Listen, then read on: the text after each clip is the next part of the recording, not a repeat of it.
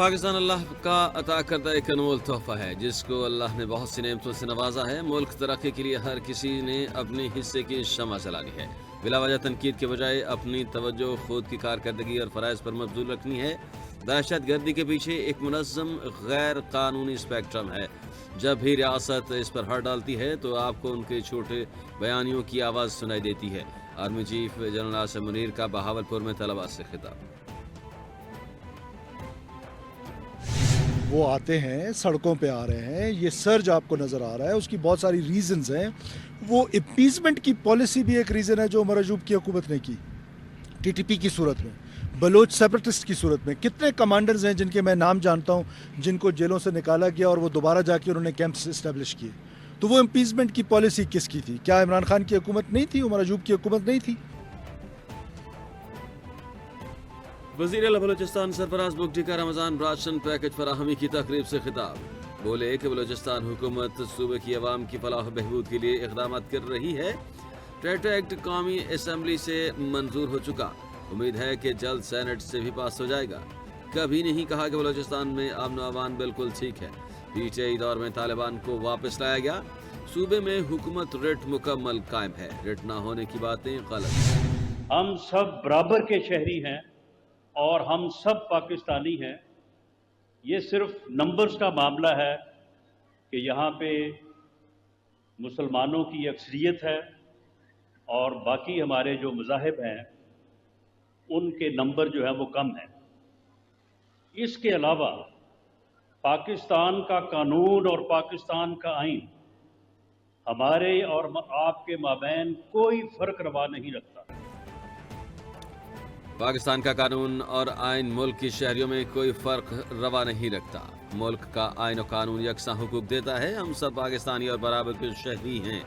انتہا پسند عناصر منفی پروپیگنڈا کر رہے ہیں، ہر معاشرے میں انتہا پسند منفی سوچ کو آگے بڑھاتے ہیں۔ میڈیا ریاست کا چوتھا ستون ہے۔ میڈیا کا عوام کو آگاہی کی فراہمی اور شعور بیدار کرنے میں اہم کردار ہے۔ فیصل آباد میں مشیر وزیر اعظم سیاسی امور رانا ثناء اللہ کا تقریب سے سحر کے بعد اب افطار کی باری۔ پاکستان بھر میں فرزند اسلام نے افطاری کے دسترخوان سجا لیے۔ گھریلو خواتین بھی افطاری کی تیاریوں میں مصروف۔ عوام کی بڑی تعداد نے بازاروں کا رخ کر لیا۔ کوئی سموسے پکوڑے خرید رہا ہے تو کوئی دہی بھلے اور فروٹ چاٹ کی خریداری میں مگن ہے۔ کوئی بھی افطاری فروٹ چاٹ کے بغیر مکمل نہیں۔ دہی کیس اور بیسن کے پکوڑے افطار میں توجہ کا مرکز رہتے ہیں۔ پیاز جی سر 80 روپے۔ 80 روپے تو رمضان سے پہلے کیا کلو تھا یہ؟ یہی ریٹ تھا۔ رمضان سے پہلے بھی یہ سستا نہیں ہوا؟ سستا سر اس سے سستا ہونے کیا دیں۔ کون سی جو چیز ہے وہ لسٹ کے مطابق نہیں مل رہی؟ کوئی بھی چیز نہیں ملی لسٹ کے مطابق، آپ دیکھیں اور آپ پتہ کر کے دیکھیں۔ آپ کو کون سی چیز نہیں لگی؟ یہ 2-3 چیزیں لی ہیں لیکن وہ اس کے مطابق ہے نہیں، پرائس لسٹ کے مطابق۔ ایک وہ چیز نشاندہی تو کریں۔ آلو یہاں پہ آپ نے لکھا ہوا ہے 35 to 38۔ ہاں جی 60 کا مل رہا ہے۔ یہ ساتھ والی صاحب سے پوچھیں آپ۔ رمضان المبارک میں مہنگائی کا جن بے قابو۔ لاہور میں ناجائز منافع خور سرگرم۔ بازاروں میں سرکاری نرخوں کو نظر انداز کر دیا گیا۔ روزہ داروں کا آئے روز بڑھتی مہنگائی سے جینا محال۔ سبزی کی سرکاری قیمتوں کی بجائے منمانی قیمتوں پر فروخت جاری۔ دکاندار منمانی قیمتوں پر سبزیاں فروخت کرنے لگے۔ ادرک، پیاز، ٹماٹر، لہسن، لیموں اور پھلوں کی قیمتیں آسمان سے باتیں کرنے لگی۔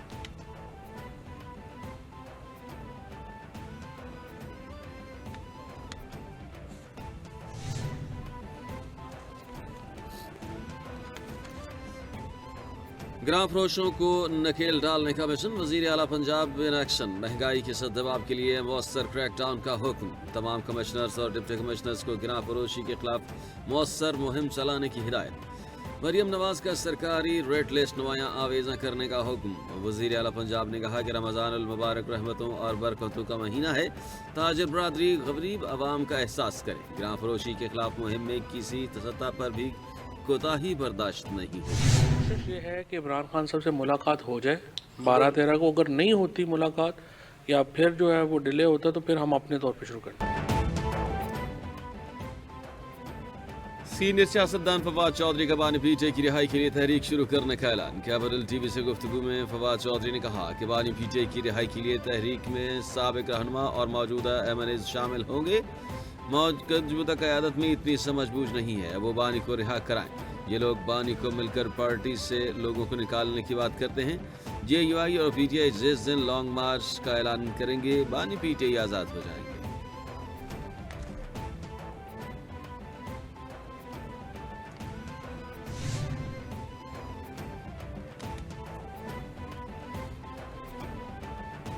سینئر نون لیگ رہنما سینیٹر عرفان صدیقی کا کہنا ہے کہ حکومت کو اپوزیشن اتحاد سے کوئی خطرہ نہیں ہے۔ تحریک انصاف تشدد اور افراتفری پر مبنی جماعت ہے جس کی بدولت اتحاد کمزور ہو چکا ہے۔ پاکستان تحریک انصاف سے ہاتھ ملانے والی جماعتیں جمہوری روایات کی پاسداری کرتی ہیں، لیکن پی ٹی آئی کی غیر جمہوری اقدامات کی وجہ سے اس اتحاد کے کامیاب ہونے کی کوئی امکان نہیں ہے۔ معیشت کی بحالی میں حکومت نے بہترین کارکردگی کا مظاہرہ کیا۔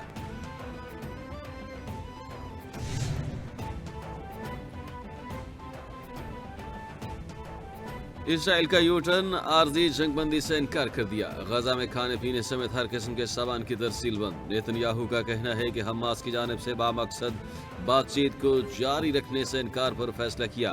2 مارچ سے غزہ کو امداد کی سپلائی مکمل طور پر روک دی گئی۔ اسرائیل نے جنگ بندی کے پہلے مرحلے کی مدت ختم ہونے پر عارضی طور پر توسیع کا اعلان کیا۔ حماس نے سامان کی ترسیل روکنا سستی بلیک میلنگ اور جنگی جرائم قرار دے دیا۔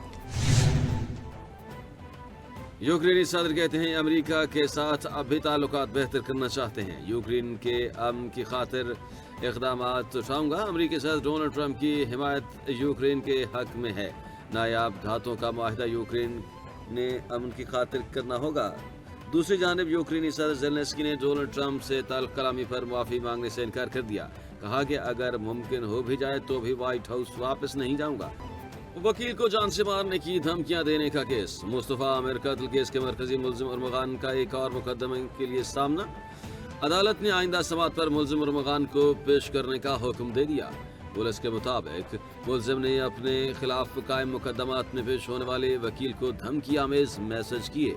مدعی سیف ایڈوکیٹ نے مقدمہ میں الزام لگایا کہ ارمغان نے میسج کیا کہ پیروی سے پیچھے نہ ہٹے تو جان سے جاؤ گے یا غائب کرا دوں گا۔